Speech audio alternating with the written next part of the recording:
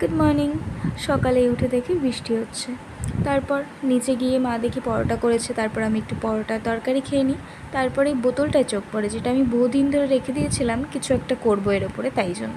তো সেই মতো আমি টেবিল, আমার কালার, পেন্সিল সব কিছু গুছিয়ে নিচ্ছি।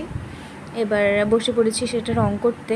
আর এই বোতলটার উপর যে রংটা করব সেটা আমি দেখেছিলাম পিন্টারেস্টে।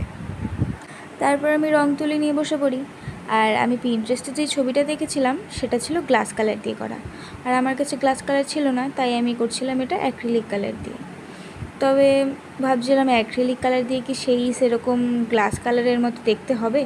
তো যাই হোক, সেটা ভাবতে ভাবতে এটা অর্ধেকটা সম্পূর্ণ হওয়ার পর আমার খিদে পেয়ে যায়, তো আমি একটু কেক খাচ্ছিলাম। আর তারপর চোখে পড়ে আমার একটা গোল্ডেন কালারের গ্লিটার সামথিং কিছু একটা বলে এটাকে। তো তারপর আমি এটা দিয়ে সেই বর্ডারটা করতে থাকি। তো কিছুটা করার পরে মনে হচ্ছিলো যে না, সেই ফটোটা যেরকম দেখেছিলাম সেরকমই লাগছে। তো তারপর আমার একটা পার্সেল চলে আসে। সেই পার্সেলটা রিসিভ করার পরে মা খেতে ডাকছিলো, তো আমি খেয়ে নিই। তারপর এটা কমপ্লিট হওয়ার পরে কিছুটা এরকম লাগছিলো। তো আজকের জন্য এইটুকুই, টাটা।